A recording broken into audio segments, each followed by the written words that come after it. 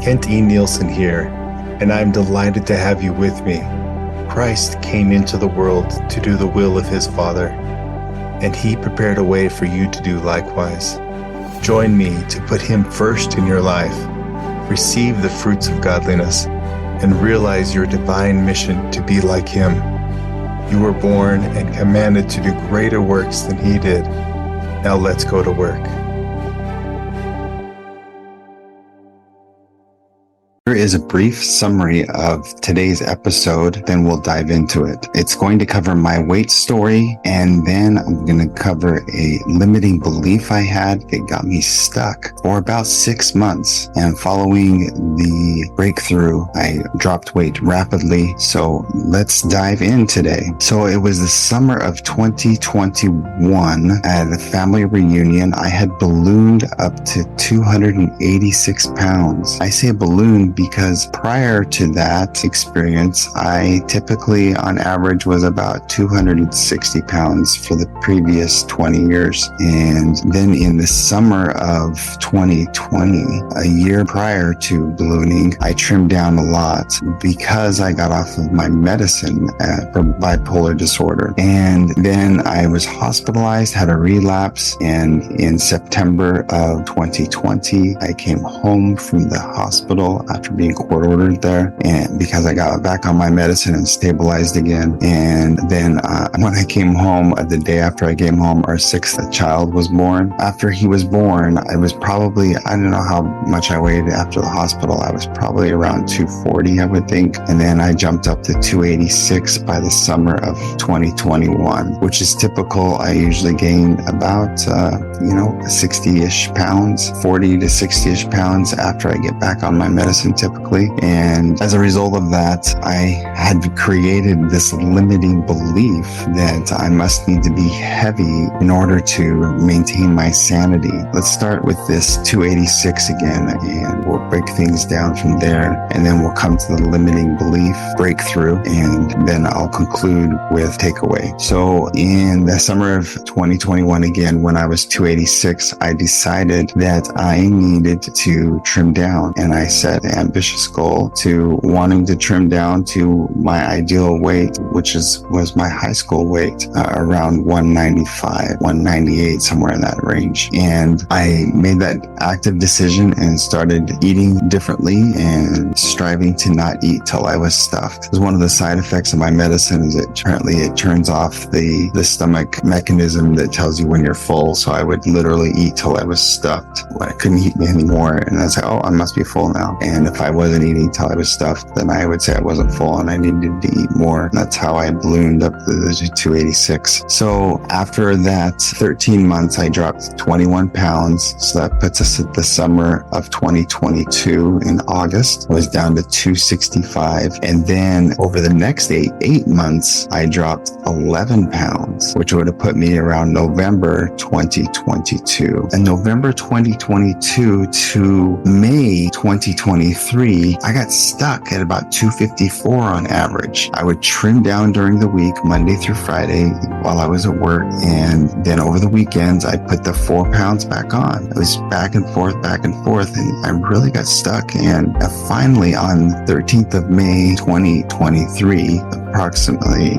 14 weeks prior to today, August 2023, I awoke from a nap. I don't recall what I was dreaming about, but when I woke from my nap, I realized, man, I got to get to work. And I thought to myself, with the help of some inspiration, the idea came to my mind's eye that I needed to make the decision if I wanted to be lighter or not, if I really wanted to trim down. And I said to myself, yes, I do want to trim down. And when I made that decision, it became very vivid to me that in order to accomplish what I really wanted, and I knew that that's what I really wanted, it wasn't just a vague idea. I had made the decision in 2021 to trim down, and I did. But in May 2023, after that dream and this inspiration that came, I recognized that if I wanted to trim down, I needed to take accountability and I needed to live in accordance to correct principles. What I'm translating and what I'm trying to say with all of that is that I had started a podcast in March of 2023. At the time, it was called Jesus is the Mark. And for the next month or so, I had thought to myself about making Jesus the mark or the aim or the focal point of my life. And it dawned on me when I woke up from that dream that if I wanted to make him the mark of my life, I needed to have his image in my countenance, meaning that part of taking on the character, the attributes, and the perfections of Christ meant that I had to also take on his physique. And I have a very challenging time considering himself being 254 pounds as I was. The bottom line was I was complacent. I wasn't exercising. I was stuck. And my master, Jesus Christ, was a carpenter. And I picture him being someone who was active and engaged and full of life. And I wasn't. I had a hard time getting my shoes from under my bed. I'd have my children get it for me. And the bottom line was just it dawned on me that if I wanted to put him as the mark in my life, that includes changing every area of my life, including my physique. And when I made that decision, it was 5 weeks later after that decision, I was down 26 pounds. So just to recap, the first 13 months after making the decision to trim down, I was down 21 pounds. The next 8 months, I was down 11 pounds. The next 6 months, I was stuck. So that was a total of 32 pounds from 2021 to 2023. And then the next 5 weeks, I went 26 pounds down, and I'm still trimming down today. So what was the limiting belief? The limiting belief was that if I'm going to maintain my sanity, I had to be heavy as a result of my medicine. And I broke through that limiting belief by making Jesus the mark in my life and recognizing that my weakness was the natural man or the carnal man was controlling my life rather than me governing my body and taking accountability. So in conclusion, the takeaway from all of this is number one, you need to turn your life over to God. Number two, you need to take accountability for what you let into your body. Number three, you need to trim down, literally, you need to have your mind single to God's glory. It's not about the weight, it's about glorifying him and being a light on the hill so that you can bring energy and joy to your family and you can tie your shoes without running out of breath. And then fourth and finally, you need to become, in other words, you need to live,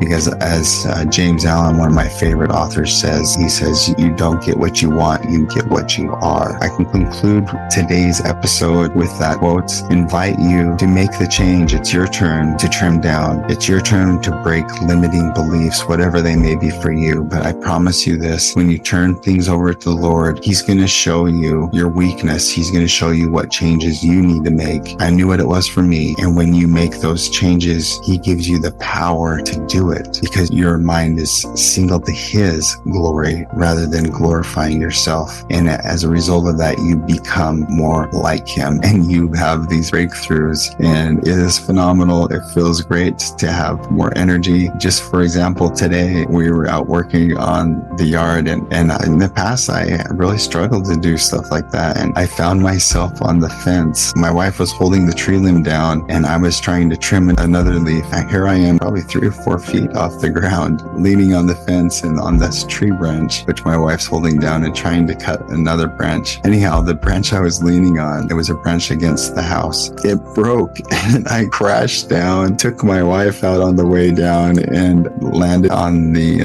on my knee on the sod of the lawn, and just kind of laughed about it. And I'm so grateful that I have additional energy and additional life, and I can serve more, and I can run and not be weary and walk and not faint. And it feels great to be trimmed down and be on the path to trimming down even more. It gives you the agility and joy of being more fit.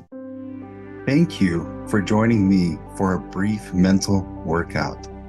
Wise men do their mightiest works with their mental exertions. I encourage you to take time to ponder on the weightier matters of life and to govern your body with pure mental exertions, rather than having your body tell you what to do. You are welcome to connect with me further at my link in bio, where you can access my book, my social handles, my latest creative updates, and even request coaching services via email. I have been given much and am here to serve. Thank you, and God bless you to be fruitful in doing your mightiest works. Good day.